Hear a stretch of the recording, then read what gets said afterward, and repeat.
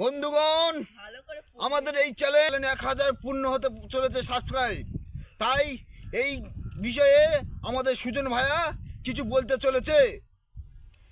ইনকিলাব! এসো এসো।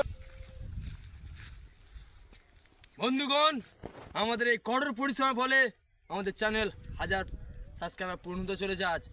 আর আমাদের নিয়ে যারা টোন টিটকারি